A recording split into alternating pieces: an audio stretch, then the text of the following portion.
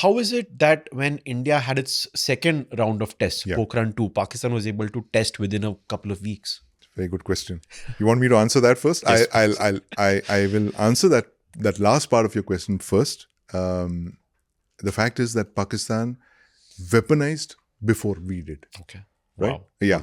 Right. We tested, but the weapon that we tested was not a weapon, it was not a deliverable weapon. Right. It was a large device.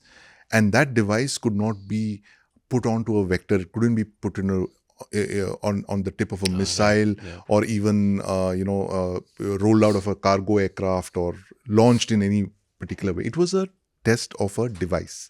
That device was very large. I don't want to get into the details of that device, but that was 1974. The Pokhran-I test. The Pokhran-I test, that's right. But what we tested in 98 was a deliverable device or a series of five tests were deliverable devices. And then we declared ourselves nuclear power. That's correct.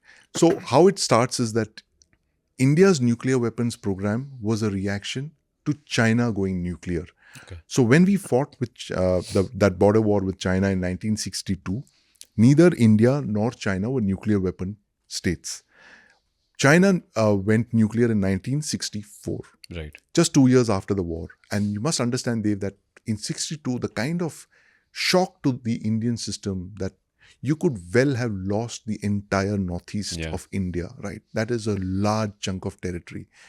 There was nothing between the Chinese and, say, East Pakistan. They could have just rolled all the way up there. We would have lost the entire northeast. That frightened the Indian establishment. And that is one of the reasons that we started going nuclear. We started pursuing a covert nuclear program. It was couched in the civilian nuclear energy program. 64, when China tested, we accelerated that program. There were bomb scientists like Homi Bhabha who said, we need to, for all of you who've watched Rocket Boys, you know the story.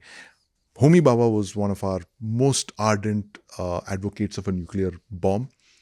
And in 72, when Pakistan came out of the Indo-Pak war with half of Pakistan, it lost East Pakistan, they were in a state of shock.